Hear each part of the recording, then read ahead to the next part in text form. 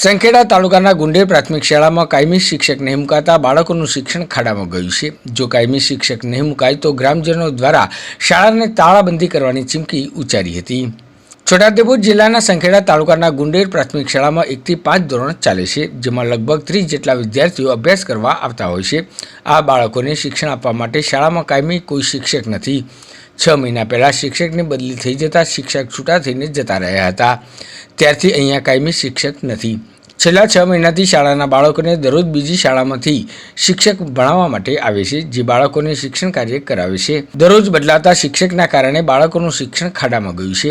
ગુંડેરના ગ્રામજનો બાળકોના શિક્ષણ પ્રત્યે ખૂબ જ જાગૃત છે અને કાયમી શિક્ષકની માંગ કરી રહ્યા છે। જો શાળામાં કાયમી શિક્ષક નહીં મુકાય તો ગ્રામજનોએ પ્રવેશોત્સવનો બહિષ્કાર કર્યો હતો અને આગામી દિવસોમાં કાયમી શિક્ષક નહીં મુકાય તો ગ્રામજનો શાળાને તાળાબંધી કરવાની ચીમકી ઉચ્ચારી રહ્યા છે।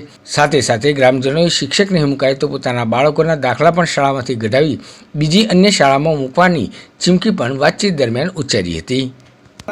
કાયમી શિક્ષક જોઈએ, અમારા ગુંડેર પ્રાથમિક શાળામાં કાયમી શિક્ષક જોઈએ, અમારા ગુંડેર પ્રાથમિક શાળામાં કાયમી શિક્ષક જોઈએ।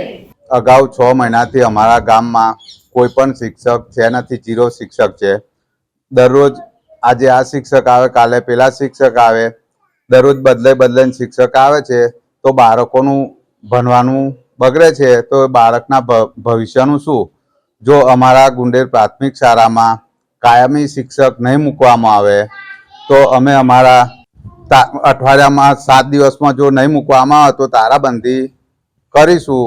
એના જવાબદાર સાહેબશ્રી રહેશે। માનનીય અધિકારી શ્રીને મારી જય શ્રી કૃષ્ણ।